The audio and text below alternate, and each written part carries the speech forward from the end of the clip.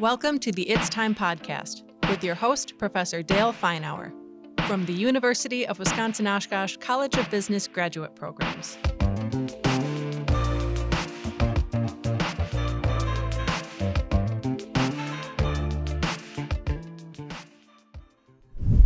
Welcome to another podcast, the University of Wisconsin-Oshkosh College of Business Graduate Programs.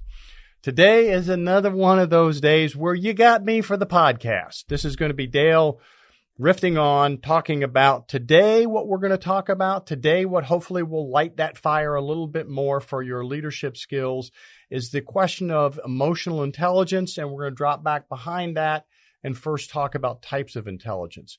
But one of the things that you'll hear throughout these podcasts are the importance of knowing your people, the importance of having that connection with your people.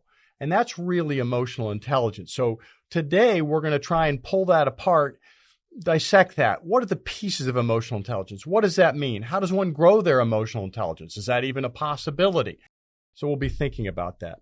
But before we get to the concept of emotional intelligence, I want to think a little bit about the concept of types of intelligence. For a long time, we thought of intelligence as a thing. There was a number. I'm old enough. I took the Stanford-Binet Standard Intelligence Test, and at some point in some high school, there was a number codified. Dale has an IQ of X. And if you had an IQ of 100, then you were considered, okay, average, and up to X, you were smart and a genius and what have you, unless you were a moron or whatever. Moron was actually one of their titles, depending on your level of intelligence, your IQ. And this would drive things like whether they thought you should go to college or not. And we put a lot of faith in this concept of IQ. Well, it turns out this really isn't a concept that makes any sense. This is wrong. And a fellow by the name of Gardner, a number of years ago, 2016, he came out with his work where he said IQ is not a thing, but there are really types of intelligence. Now, his work was focused on educational psychology. This was a person who worked primarily in sort of thinking of the K-12 environment and what do we know about educating kids. And I think there's some valuable stuff in there in terms of educating kids. And from my perspective, I look at now my grandchildren's teachers, if they come to me and say, oh, grandchild, smart, grandchild, not so smart, I'm a little nervous. I like them coming back and saying, your grandchild is smart at X. And they may be saying, but not saying, and not so smart at Y. But I want them to be thinking about, well, how is that person smart?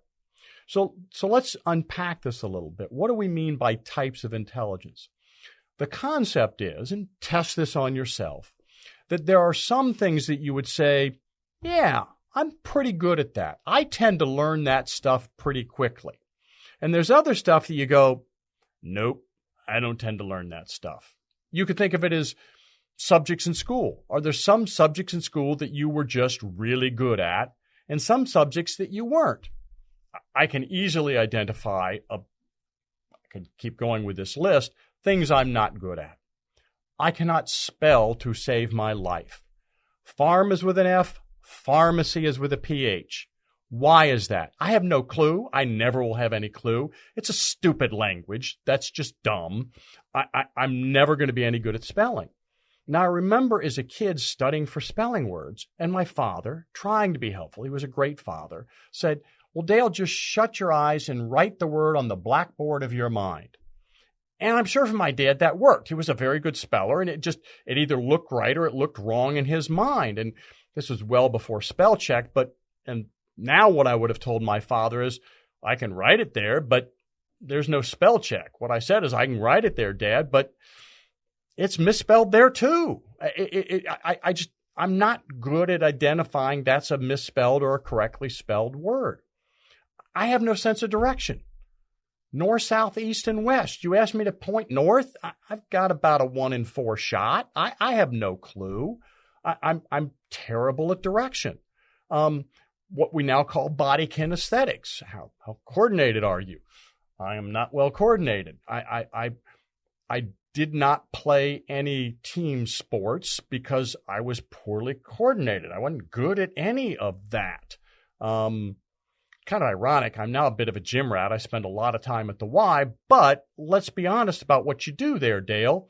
I'm on the treadmill, right foot, left foot. That I have down. I lift weights.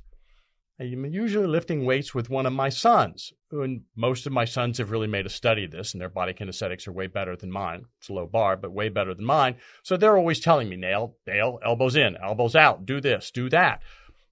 I can pick them up and put them down, but I'm just not well coordinated. This concept of types of intelligence is critical to leadership. What we know is people have these types of intelligence, and we'll go into Gardner's in a little bit, but people have these types of intelligence, and a critical point here is they don't change over time. I'm not good at spelling. I'm not good at direction. I'm not good at body kinesthetics. I wasn't good when I was 10. I wasn't good when I was 20. I'm not good at 65. And you know what? At 85, no matter how much I work on getting better at spelling, I'm still going to suck at spelling. It's not going to happen. So this tells us a couple of very important things from my perspective when it comes to leadership and career management. First, what it says is the advice we gave you, I apologize, for years, which was identify what you're not good at, get better at it so you're more well-rounded. That turns out to have been really bad advice. That just is not good. I'm not good at X. If the advice is get better at it, that means I'm going to spend a lot of time with something that I have a very flat learning curve on. I can spend loads of time trying to get better at something. And if it's not one of my types of intelligence, it ain't going to happen. I like to say you could put Michael Jordan next to me teaching me how to shoot a basketball. At this point, trying to shoot a basketball, several of my sons were on basketball teams in high school, so I shot some basketball, and I was atrocious at trying to get the ball to go through the shooting of free throws, getting the ball through the hoop. Put Michael Jordan next to me, and he coaches me. I could go, if Michael Jordan worked with me for an extended period of time, I could go from being atrocious to exceedingly bad. But that's the learning curve. That's as far as it's going to go. I am never going to be any good at that. Spending a lot of time trying to get better at shooting a basketball or hitting a golf ball or learning to spell or learning direction, there's no return on that investment because the learning curve is so doggone flat. What you need to do as a leader, as an individual, is to identify these are the types of intelligence I've got. This is stuff I'm really pretty good at. I'm pretty good at math. My mathematical skills are not bad. My logical problem-solving skills, I think, are pretty doggone good. How do I get and use that to a greater extent? You tell me, but I think my speaking skills ain't all that bad. It's something I do. I talk a lot. Well, okay, let's leverage that. So when you're thinking of your career, don't think about what you're not good at and how to get better at it. Think about what you're good at. How do you get yourself into positions that leverage and use what you are naturally good at? And this is critical, and you've heard some of our other speakers talk about this. How do I build a team of people that are buttressing what I'm not good at? The natural inclination is to surround yourself with people like you because they're like you. So that makes them fun to be around. You talk about the same stuff. You agree the same stuff is important. Don't do that. Build a team with people that aren't like you, that have diversity of perspective, that are good at the stuff you're very bad at. And this is both types of intelligence and it's personality. I'm terrible at detail. I get bored really quickly. I'm absolutely a huge fan of the 80-20 rule. It takes 20% of the time to get something 80% done. And I'm all about that 80%. I take after my mother. My father, an engineer, electrical engineer. He was all about that final 20%. What we used to say is if my father and my mother or my father and I picked a row of beans, my father would pick every damn bean in the row. He wouldn't miss any of them. I would get 80% of the beans in the row, but I'd do it in 20% of the time. If you just turn me loose on loads of rows of beans, I'm going to get way more beans in an hour than he is. It's not right or wrong. It's not good or bad. But I need to understand that given an 80-20 personality that I clearly have, there's some jobs I should not have. I should not be an airline pilot. I should not be an airline mechanic. My father had a Suburban and then a pull-behind trailer. It was a long, big thing. It was this great trailer. It was great going on vacation trips with him. As they got older, they decided that was enough of that, and he offered me that nice, big trailer that I could have that, and that would have been a great thing. But I took a deep breath and said, nope, don't want it, Dad. I'd love to have it, but I'm an 80-20 guy. I'm right 80% of the time. I should not be driving something where the cost of a mistake is that high, where you've got to be constantly on and constantly doing it just right. I wouldn't be safe behind the wheel of that.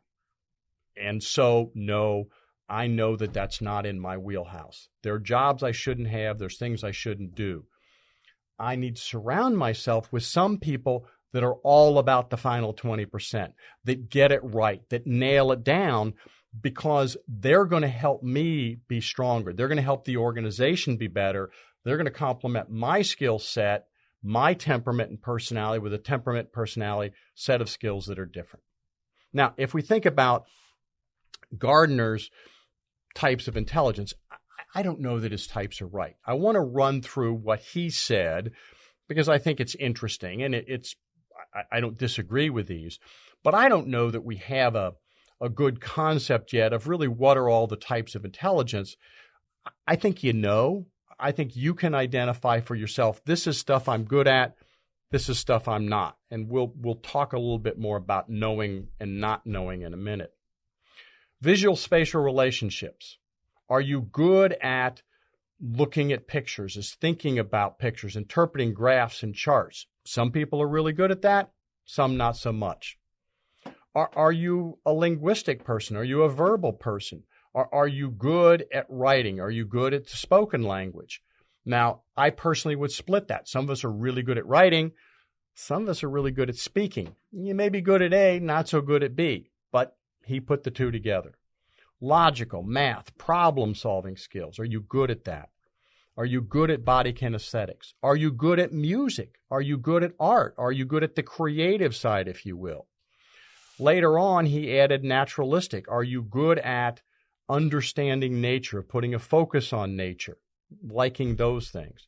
And even later, he added existential. Are you good at thinking about the existential questions of life? Why are we here? What's the purpose? And he argued that those are things that some people are good at, some are not. Whether those are the right types of intelligence, I really don't know, and I really don't care. But I know that there are things that people are good at, things that they're not. There are two final types of intelligence that he talked about that I am convinced are different.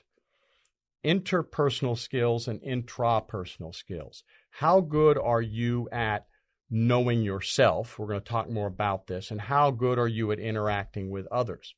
These two, in my mind, make up what we think of EQ. And we'll talk about EQ in a minute. The distinction I would make is that these other types of intelligence, I think, are largely fixed. Can you get better at creativity? Can you get better at music? Yes, I think there's some of that. We can debate what is and isn't a type of intelligence. But some of this is not going to change. You're either good at it or you're not. We know that to be true from various studies. EQ, on the other hand, and we'll talk more about this, is something that we know you can learn and get better at over time. But let me go back to the do you know your types of intelligence? I would argue that many of us know a lot of our types of intelligence, and we're probably pretty good at understanding what we're good at. We know we're good at X and Y and Z, and I think most of us are right about the stuff we're good at if we have any self-analysis and self-awareness. But I've become convinced over time that many of us are not particularly aware of the things that we're not bad at, and that there's things we think we're bad at that in fact we're good at. And I would put creativity in that box. Let me tell you a story. As you know, I like my stories. So I'm working with the Grand Opera House years ago, and Joy Brown at that point was the executive director of the Grand Opera House. And Joy and I are working on something. We've been working with the board, and there were some issues, some challenge, whatever it was. And she and I are getting ready to leave the building. It had been a long day. It was the evening. And we came up with some solution. We got it. After some struggle, we had the solution. And Joy was excited by it. So she did this little tap dance kind of soft shoe number, something, I don't know. But I was like, Joy, that is really good. And Joy's response was, well, it should be good, Dale. I was a dance major in college, which I was unaware of.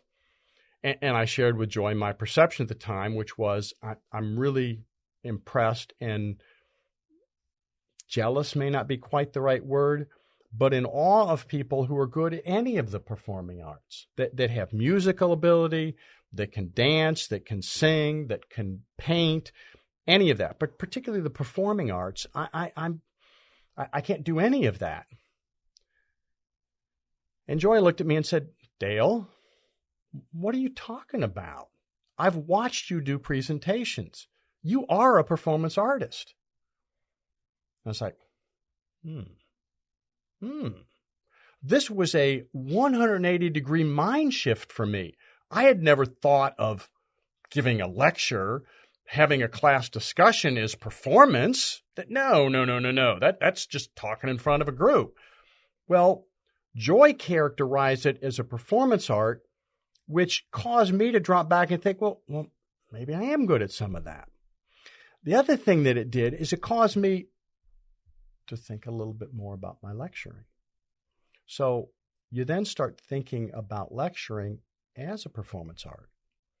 And you start looking at what actors do. And you realize that your inclination when you're teaching, and I'm in front of 125 students and I'm lecturing and I'm going on, and the students are not paying attention. I don't have all of their attention. They're on their computers buying shoes or doing whatever they're doing, and I need to catch their attention. Well, I should get louder. I should be with the program. I'm on. I'm going. I have found that if you go from on and going to being relatively calm and relatively quiet, that everybody stops what they're doing and leans in and listens. Because when you're quiet, they all listen. I don't know why this is true, but if you watch actors and you watch crowds and you think about this, that is true. So once I reconceptualized myself from being bad at the performance arts to potentially good at them, and I thought of what I was doing in that sense, it changed things. And I think many of us do this. I know people all the time that will tell me, well, Dale, we're going to brainstorm stuff, but I won't be any good in this brainstorming thing because I need to be creative. And I'm not creative. I'm not a creative person. It's like, wait a minute, you were just telling me about this quilt that you made, how you designed this quilt and made this quilt, and it won some award for being this really great quilt. Well, yeah, that's quilting. I'm good at quilting, but I'm not creative. People are easy to put I'm creative in this little box and not recognize that it's a generic skill. And I think that's true with a number of things, that people will say, no, I'm not good at X, when if you think about it a little bit different, maybe you are.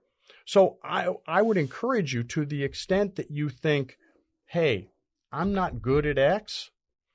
Yeah, maybe. But maybe if you think of it a little differently from a broader perspective, maybe you really are. Now, if you think you're good at something, this is one where I think we probably got it right. And yes, you probably are good at that area. But the areas you don't think you're so good at, you might want to touch base with some other folks, some of the folks who know you.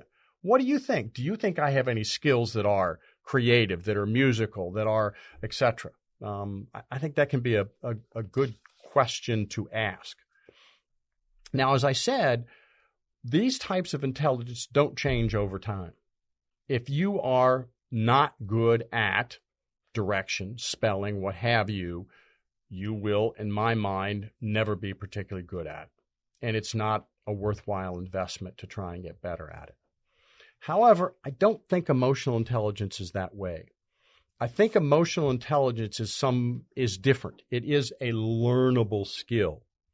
Now, let's think a little bit about what emotional intelligence is and what emotional intelligence isn't. We've all probably heard the term EQ. But I think, and this is not my definition, this is a generic definition, EQ is the ability to be aware of your and others' emotions, and then to use that awareness, to use your social skills in that awareness to achieve desirable outcomes, to influence. And throughout these podcasts, you've heard a lot about the term influence, to influence the situation. can I be aware of me, aware of others emotionally, use that to influence and get a desirable outcome? And now, a few words about some of the programs and services offered by the UW-Oshkosh College of Business. Powerfully positioned, strategically designed, results-driven.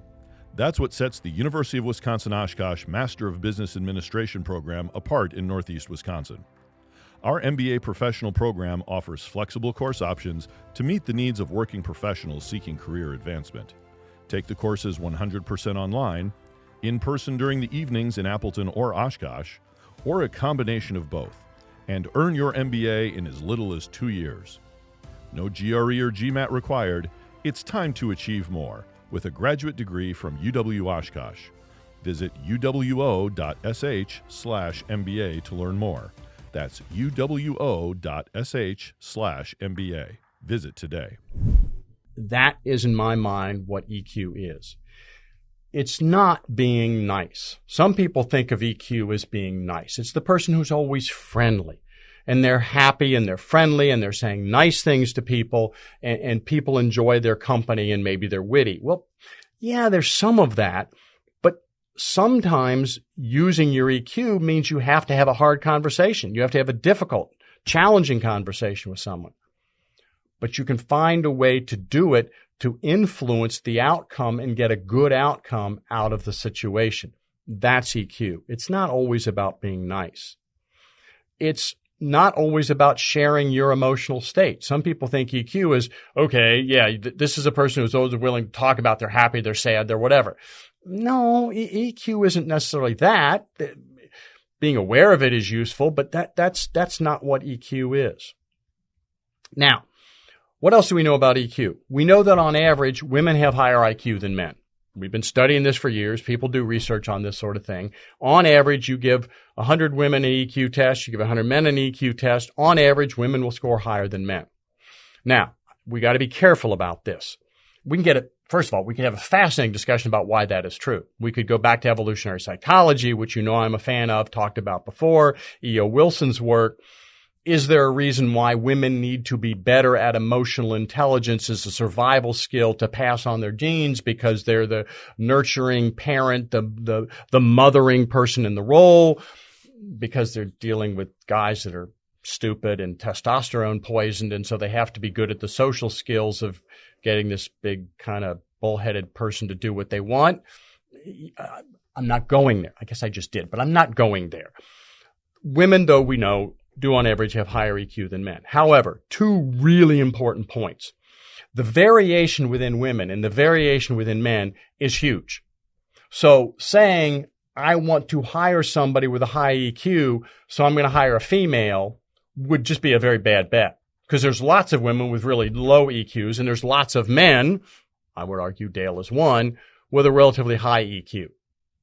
Secondly, I would note that deciding to hire a female or a male because you do or do not need EQ is illegal. So you probably shouldn't do it because it's a bad bet, and you definitely shouldn't do it because it's illegal under the federal laws, and don't do that.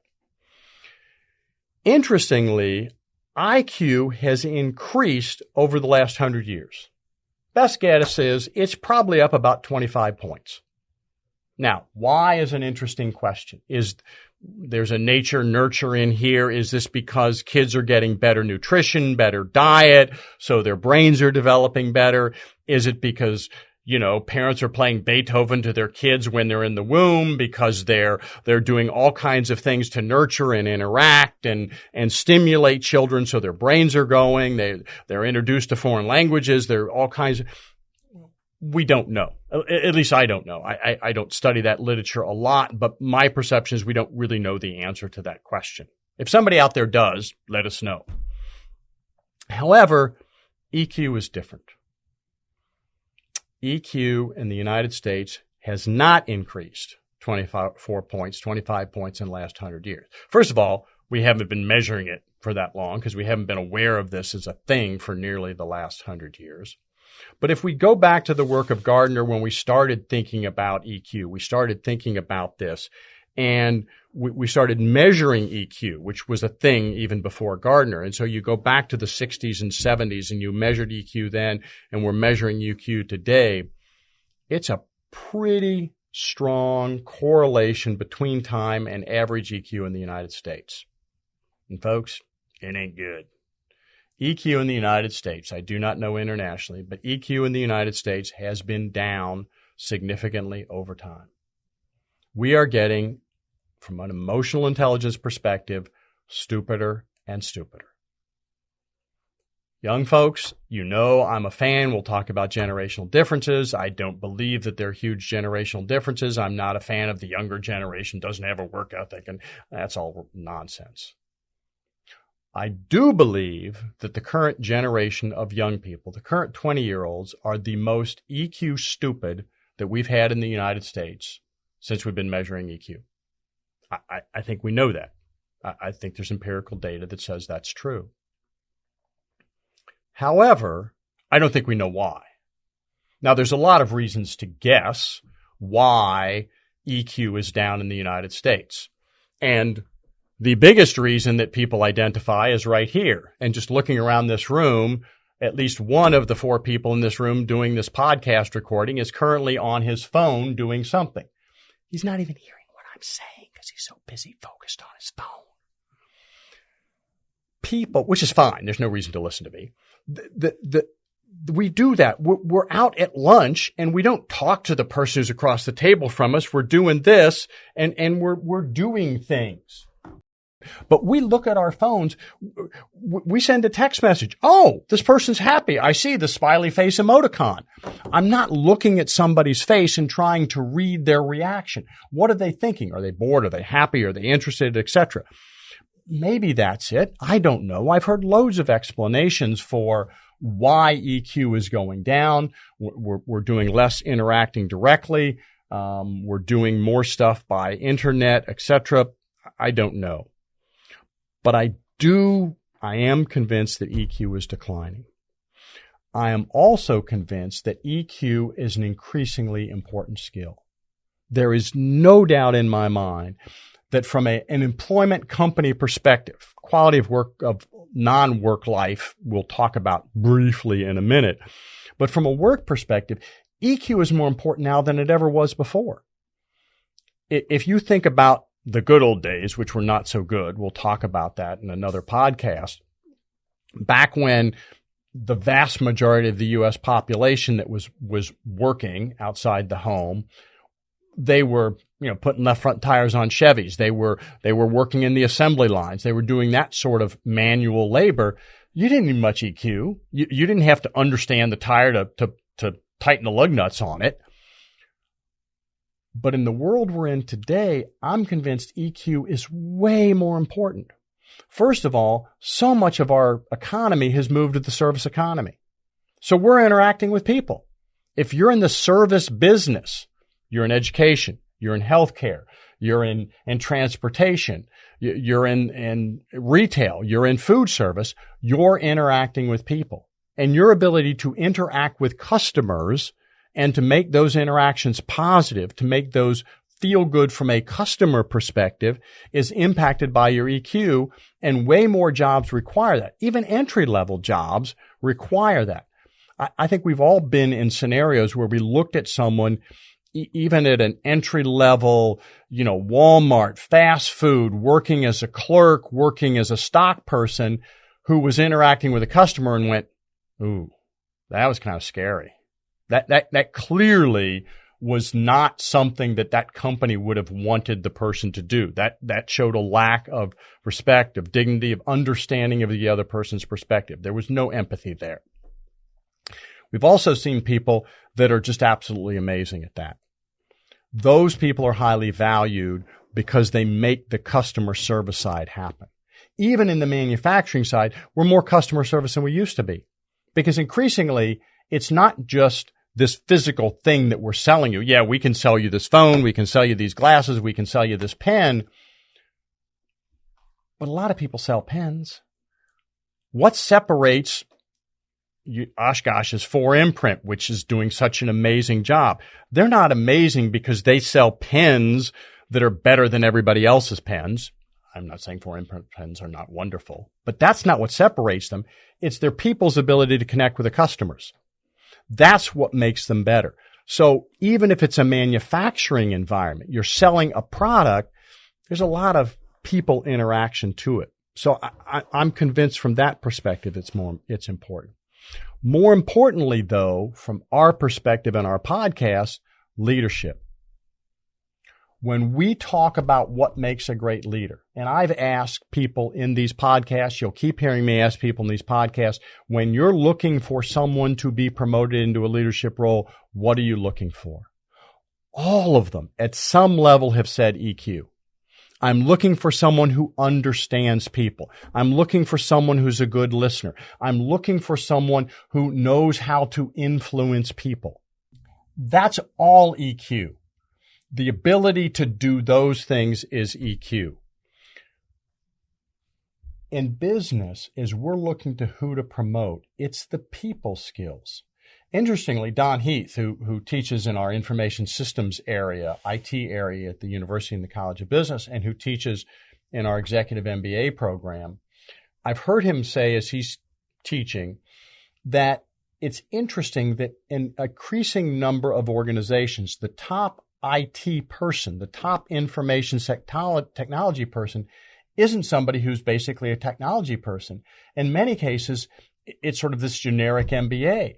It's not somebody who really knows the technology. It's somebody who knows people. It's somebody who knows how to manage, because it's the EQ skill of being able to get a group of folks to work collaboratively together to get clarity, alignment, execution, to make that happen.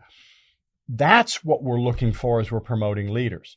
And as we move up the organizational hierarchy, the EQ skills become increasingly important. It's not your technical skills. If I'm the CEO of Oshkosh Corp, it's not what I know about making these vehicles or designing these vehicles that makes me good at increasing the profitability and the performance of Oshkosh Corp. It's what do I know about creating the environment that will get other people to be successful. That's what drives performance of an organization. Leaders know that. That's what they're looking for. So if you are looking to move up in organizations, if you are looking to get to be a better leader, you need to think about your EQ skills. And if your EQ skills aren't great, that's okay.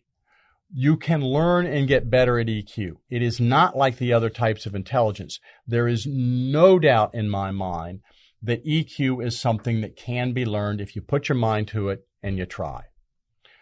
I'm also convinced that EQ is a very useful thing from a personal perspective in life, just in terms of interacting with your neighbors, your spouse, your children, etc. That this is a very useful set of skills, but I'm not an individual coach for your personal happiness, so I'll make that one relatively short, but I do think it's important. All right, what are the aspects of emotional intelligence, and how do we grow your emotional intelligence? Well, let me hit very quickly growing your emotional intelligence. Lots of stuff out there on EQ. You can find all kinds of tests of your EQ that will break down your EQ in these various areas and give you exercises and things to do to get better at EQ. And some of those are great. I'm not negative. However, I'm convinced for most of these, if you just drop back and ask yourself the question, am I good at that or not? You probably know, and you probably got it right. And there are probably friends and relatives around you who, if you're not sure, you can ask. They can give you good feedback. So take the test if you want, but I think you know. If you want to get better at these things, it's a simple answer. Practice.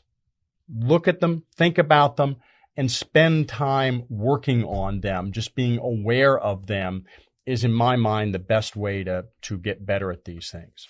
So let's talk about these things. How do we conceptualize what emotional intelligence is? As we go through this, I'm going to talk about it a little bit from a Dale perspective. Okay, am I good or am I not so good at that? And I don't want to sound egocentric, but I'm really bad at lots of stuff. It's a long list. I think of EQ as kind of being in my wheelhouse. So generally these will be, this is how I think of myself as in this perspective.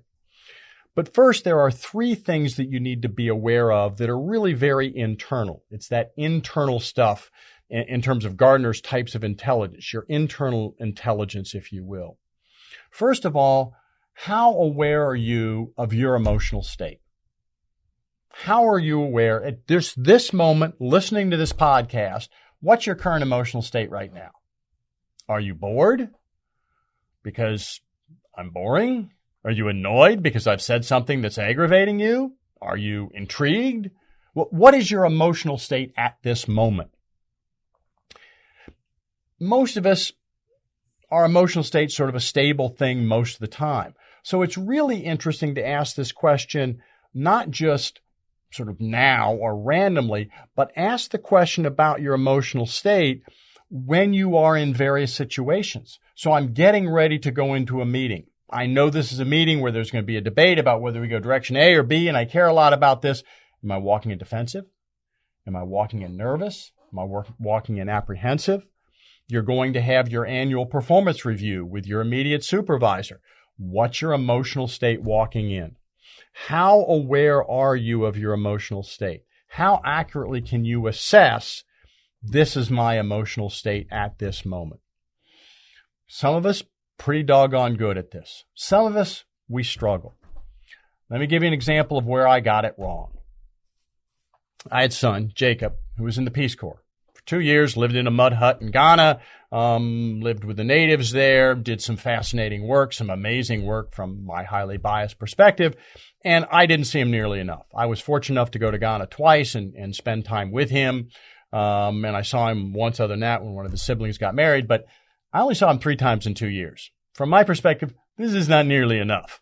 So Jacob was coming home from Ghana, and he was going to be coming back to the United States, and he was going to be living with me for a while he sort of adjusted to the next phase of his life. And my wife said, Dale, you know, you're pretty giddy about the fact that Jacob is going to be coming home.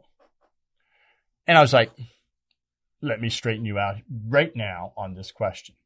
You, ma'am, are wrong. I am not giddy. I do not get giddy. I'm whatever, a 50-year-old man at the time. 50-year-old men don't get giddy. We don't do that. You know, maybe 15-year-old boys and girls get giddy over some heartthrob that's going to be coming to town or singing a song or doing whatever. But no, I don't get giddy. I mean, most of you that are older, no, we don't do giddy. And so I clearly just set that woman straight and explained that I do not get giddy.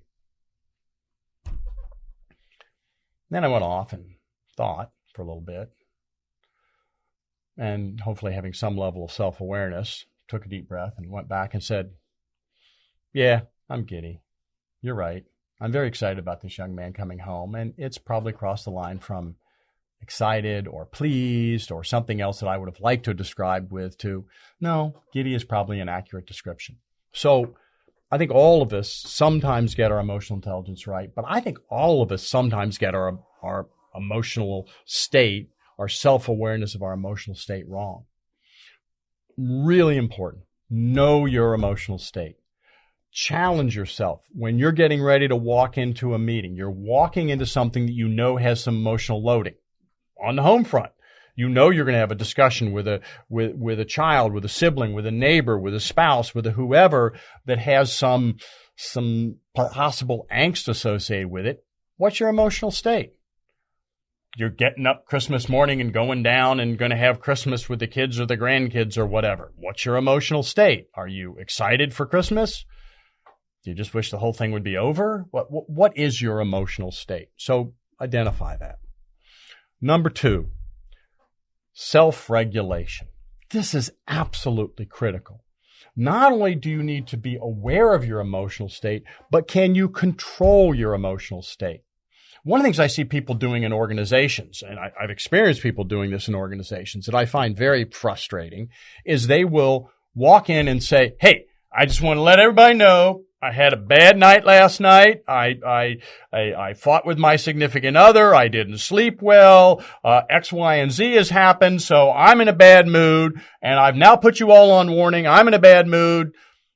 It's on you to deal with that. I'm clean now. I've warned everybody. Nonsense. You do not get to walk into the workplace and say, or into your family, but that's okay. Again, not my area of expertise. This is the second one of these I've owned. You don't get to walk into the workplace and go, hey, I'm going to be a pain in the butt today. I told you so. It's not on me. No. You need to be able to control your emotional state. I'm a huge fan of controlling your emotional state. I learned this when I was relatively young. When I was in high school, I'm exceedingly fortunate. I had 4 grandparents and I got to know all of them well. And there was a phase of my life where I got to know each one of them well for various combination of reasons. But my paternal grandfather and I got to know each other well when I was in high school. One day a week for a couple of years, I would get off the bus and go over and spend the afternoon and the evening with him. My grandmother not yet retired, and I'd spend the afternoon with him, and we'd play cards and we'd talk about life, about all kinds of things. It was a wonderful experience. Grandma would come home. She was a great cook. She'd fix a wonderful meal and take me home. It was great. But one of the things my grandfather taught me, he was in electrical construction, and he was a superintendent of really large jobs. So he worked huge jobs, and he was the guy in charge of those jobs and had lots of people that were working for him and lots of people in the other trades that he was working with. What he taught me was, Dale, if you're in a room with half a dozen people and you're debating some topic, some issue, and they all get mad, they all get upset, and you're calm, you will win every time. If other people lose control of their emotions, if you lose control of your emotions, you will say and do things that you will regret. You will not get the outcome you want. You need to control your own emotional state. You need to decide, at this moment, I had a bad night. I didn't sleep well. I'm tired. But I have decided that I am going to be positive. I'm going to be in the moment. There's a video that was big a number of years, fish video, that talked about the fish market in Seattle and how there's this fish market there, and they throw fish, and it's a great fun place to be, and lots of people there and go fish because it's just an entertaining thing. And they had a number of aspects of what made the fish market so successful, and one of them was being in the moment. And there was a guy who was in the video that talked about it, and he says, look, I may not want to be at the fish market today. Fish smell. And it's heavy throwing these fish around and throwing this ice around. But I'm here now. I will make the conscious decision to be in the moment. I am going to be present at work today. I'm going to be in a positive state of mind. Somehow walking from the car into the workplace, I will decide that I am going to be positive and on. Go. You need to be able to control your emotional state. Don't let somebody else control it. Now, this is not an absolute. You come home and something really bad has happened. Your spouse tells you they have cancer or something. Well, you don't get to say, oh, well, that makes you say, no, I'm going to control my emotional state. I'm going to be a happy person. That would be a sociopath. That would not be good. That's not healthy. So this is not an absolute, but I'm convinced to a large extent you can control your emotional state. And now a few words about some of the programs and services offered by the UW-Oshkosh College of Business.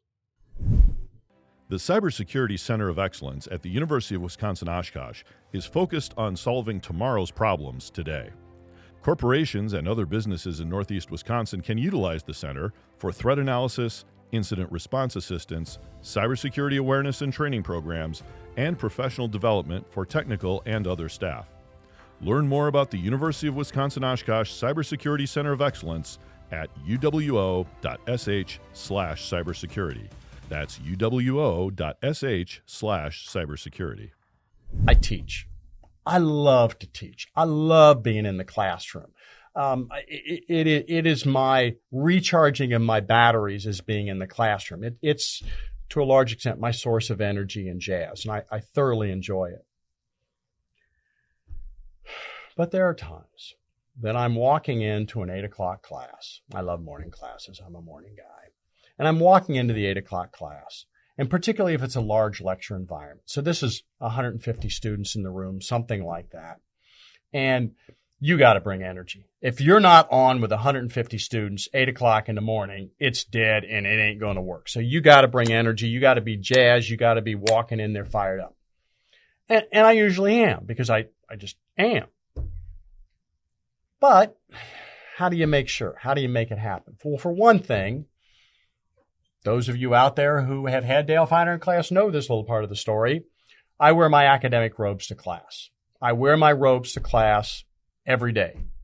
The gown thing with the crushed velvet, because I have a PhD. Aha. That kind of thing. I wear that to class every day. Why do I do that? Well, there's a number of reasons why I do that. But one of the reasons I do that is it's like an actor. Back to that, are you good at any of this performance art stuff? I think of myself in some ways as an actor, and I'm putting on my costume. And when I put that robe on and I get ready to go to class, I'm now in costume. I'm ready to go. And I know people look at me and think I'm weird walking down the hallway with this robe flowing behind me, but I'm having a good time. I'm not worried about it. One robe story. I was one time playing volleyball at lunch, and I'm not well coordinated, but I can play volleyball. This was years ago. And it was a close game. And I don't remember if I won or lost, which must mean I lost, because if I'd won, I'd have remembered that. But it was a close game, and it's getting close to I need to be in class. So I go back to the locker, and I don't have time to shower, and I don't even have time to put on my jeans or whatever work pants I was wearing for the day. I just throw stuff in the bag in the locker, lock the locker, and I'm in my shorts. And this was 30 years ago when guys wore pretty short shorts. That was just the style then. But okay, it doesn't matter. I got to go to a class, but I'm wearing my robe, won't be an issue. So I throw my robe on, zip the thing up, run to class, and literally run to class. Well, I get to class, and I lay out my lecture notes, and I got it, and I look them over a little bit. I've done this lecture before, so I got this. So I'm ready to go, and I've actually got a few minutes. And I see a colleague and a friend, Lori Philippi from Badger Mining. And Lori's up at the top of the stairs. This is in Clo, and so you got these great row of stairs up, and it's a pretty steep angle. And there's something I wanted to talk to Lori about. She was working at Badger Mining. I was there as a consultant some, and whatever. We had something to talk about. So I run up the steps to talk to Lori. Well, ladies, if you are wearing a long dress and you go up steps, what happens? If you don't do anything, you will trip and fall on said dress. Well, I knew this, folks. This is not a story about Dale tripping and falling. I knew I'd been doing this long enough that you have to hike the thing or you're going to trip and fall. So I hike the thing and run up the stairs. You can hear this gasp going from the front to the back of the room as students see these bare chicken legs of the professor underneath the robe. And you can just hear all the minds going, I kind of wondered, but now we know he doesn't wear anything under that robe, which I knew that was a really bad thing. I was aware that this was not going to be good. So I unzip the robe, tell the story about the volleyball, etc. And in the future, I never wear the robe zipped, so we could eliminate that. But wearing the robe is one of the ways I control my going to class and being on. The other way I do it is if I'm going to go to class, and I'm going to put on the robe, but I'm just not feeling it this morning. I listen to tunes. And there are certain tunes I listen to that will get me energized and pumped. It's a way I control my emotional state is by listening to this music, which I associate with being on. Fleetwood Mac, Tusk. If you know Fleetwood Mac, if you know Tusk, recorded with the UCLA marching band, there's a marching band. There's bass and there's stuff and there's energy. I listen to Tusk and I'm ready to go. Sometimes I listen to Eric Clapton. The song I listen to is Cocaine. Let me be clear. I'm listening to the song. I'm not endorsing the drug in any way. And I'm no. But there's energy to Eric Clapton Cocaine. I mean, that's just a tune that's got some pump to it. The other one is Shania Twain. makes me feel like a woman. There's energy to that song. Now, this does also mean that sometimes I've just listened to Shania Twain, makes me feel like a woman. I've thrown on the robe and I'm walking to class and I'm thinking to myself, don't sing it out loud. Don't sing it out loud. Don't sing it out loud. But, the point is you think about how do you self-regulate? How do you get yourself into the emotional state that you want? You have to figure out what motivates you. And motivating you is the third of these. How do you motivate yourself to do those things that you think and know you ought to do, should do, that are good for you in the organization to do, but you don't want to? We all have things that we look at our to-do list and go, oh, item 3 on my to-do list. I don't really want to do that. Let's just take that off and put it on tomorrow's list because I don't want to do that. I don't want to have that conversation. I don't want to do that thing.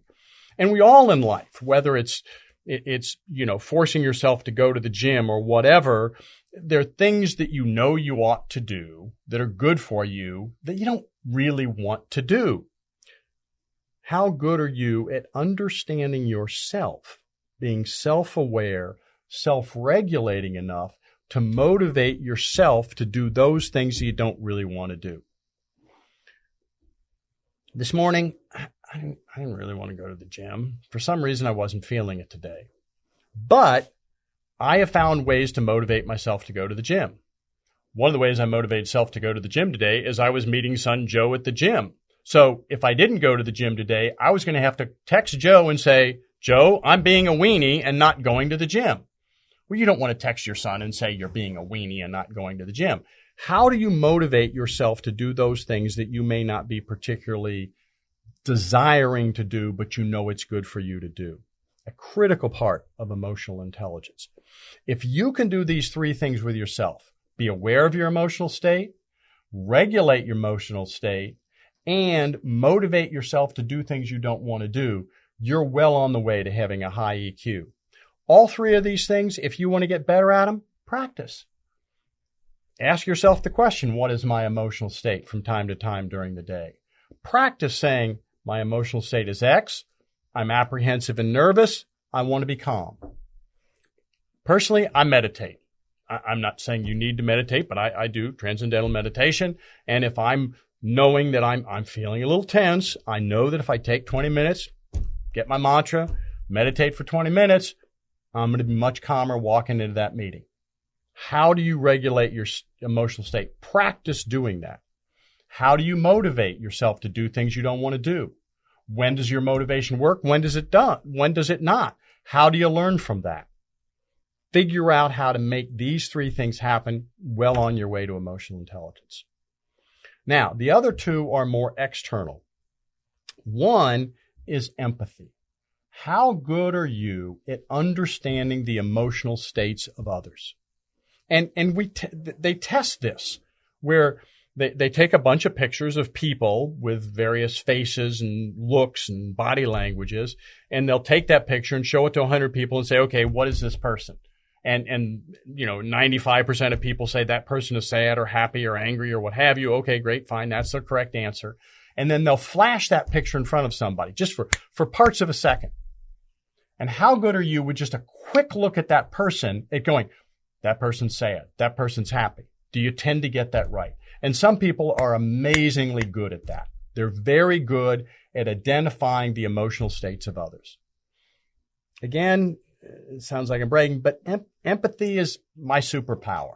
I'm really good at empathy. Now, this is a benefit and a curse all at the same time because I feel other people's pain fairly significantly, which sometimes makes it really hard for me to communicate information which is going to be tough, to have some of those difficult conversations. And we'll talk about having difficult conversations in another podcast. But I struggle with that because I feel that pain. I've always been that. When I was a kid in high school, sophomore year, between sophomore year and junior year, freshman and sophomore year of high school, I worked at an amusement park. I was one of those guys with a dustpan and a broom, walked around, swept up cigarette butts. But the organization, it was an amusement park, had a place called Lost Parents, which if kids got lost, that's where you took these lost kids to meet up with their parents. I am sure I showed up with more lost kids than anybody else that year. I mean, the people who ran it were like, oh, Dale's back with another lost kid, because I was really good at finding lost kids.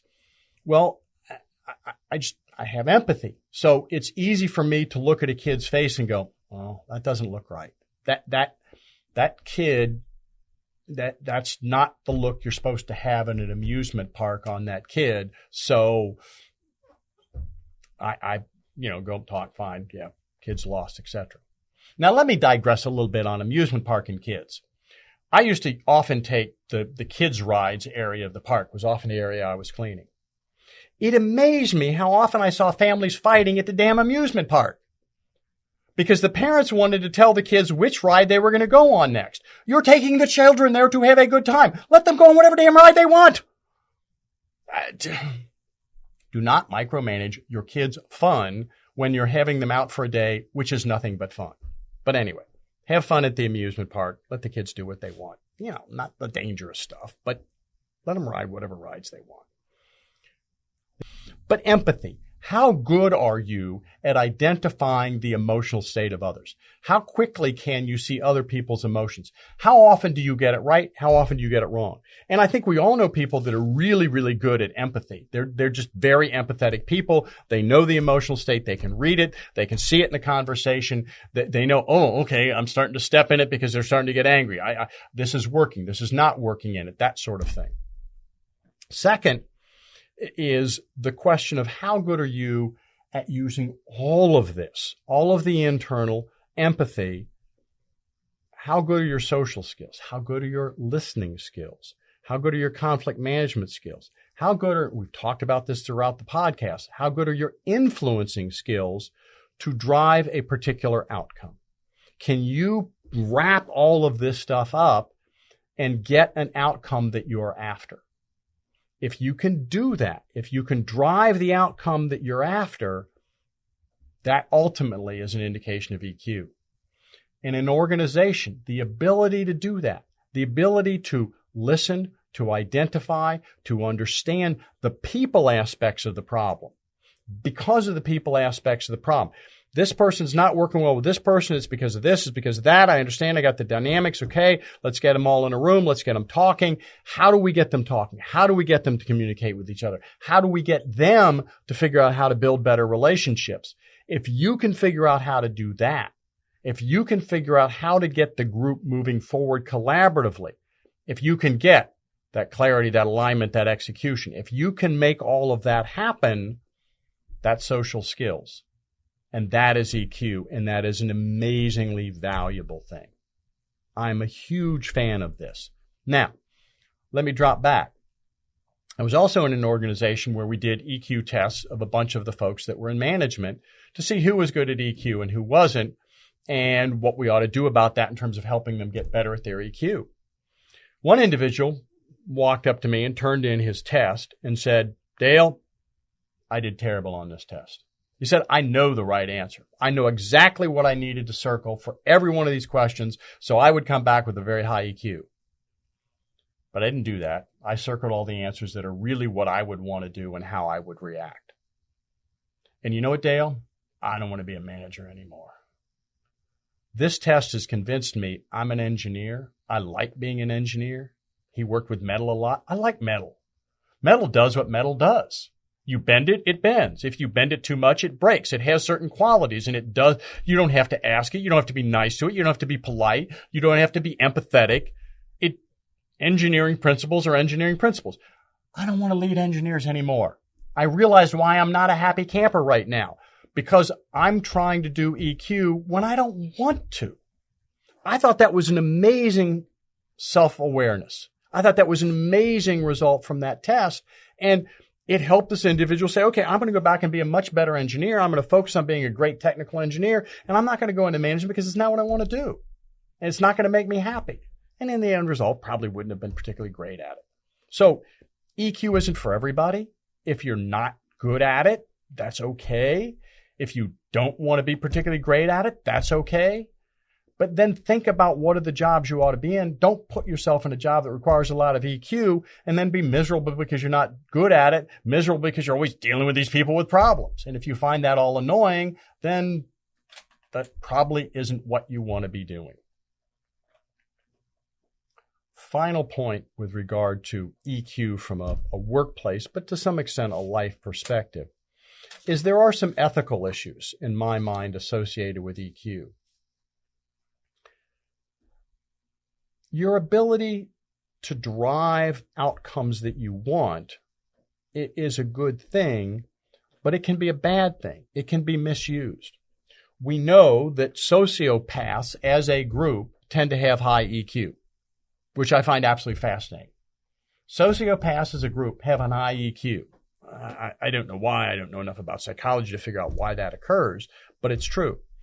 We know that lots of sex crimes involve people with fairly high EQs. So the guy convinces the woman to go down the alley because he reads the woman well enough to say, hey, there's a kitten stuck in the drain down there and I need a hand getting it out. Well, the person doesn't really think I ought to be going down this alley, but yeah, I'm really into kittens, so I'm going to go. And they use their emotional intelligence to talk the victim into an environment which they otherwise wouldn't want to be in. So you can use EQ to do absolutely horrendous, terrible, awful, evil things. You can also use EQ for good. And I don't have an easy line. Are you working for the good of the organization? Okay, that makes sense. I don't think the line of are you working for the benefit of the person you're talking to? Because sometimes you use your EQ to drive an outcome that may not really benefit some people, maybe to their detriment, but it's to the overall good.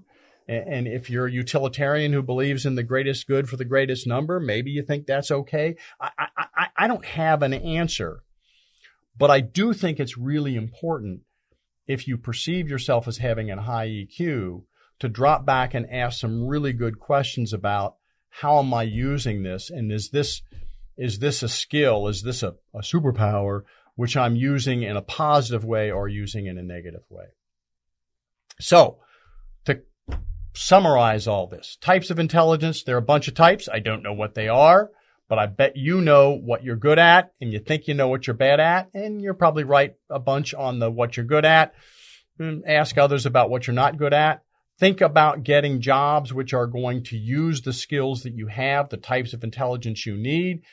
Try to work into an environment where you can lead others, where there's some folks that are good at and have types of intelligence you don't, so the diversity and the combination can work well as a group. Encourage them to challenge you. I'm a fan of trying to grow your EQ. I'm convinced it is very valuable in organizations to get better at thinking about, understanding, having empathy for people. As I said a couple times throughout this, I think of myself as having a reasonably strong EQ. But as you've heard a number of people say throughout our podcast, and you will hear I'm convinced in future podcasts, it's a journey that's never over. Do I think I have a decent EQ? Yeah. Do I think that means I'm done getting a better EQ? Absolutely not. I think it's something that I still need to work on, and I'm convinced that EQ is something that if you work on, you can get better at. So, I encourage you to think about this. Think about whether any of these things make sense, and we may have given you some nice kindling for your fire that you can use immediately. And maybe there are a few Yule logs in there of, oh, that's something I want to spend a little time thinking about. So thank you for listening to this podcast. I look forward to interacting with you on the next podcast.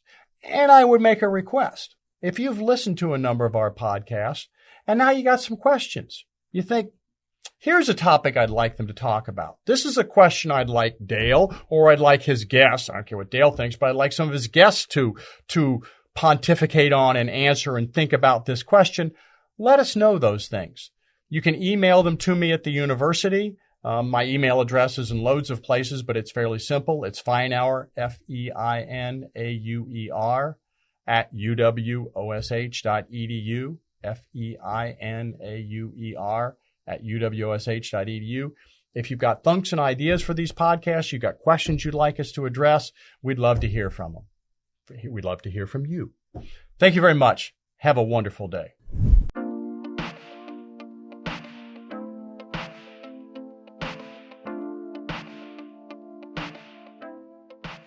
It's Time is a production of the University of Wisconsin-Oshkosh College of Business Graduate Programs in association with Venture Project Studios.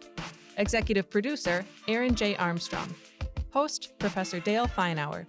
Creative Director, Madison Potratz. Director of Photography, Elazar Kloon. Audio and Video Editor, Elazar Kloon. Marketing Strategy, Tara Larson. Social Media, Anwar Mahana. A special thanks to L Creative, Top View Media, Michael Patton, and the University of Wisconsin-Oshkosh College of Business Graduate Programs.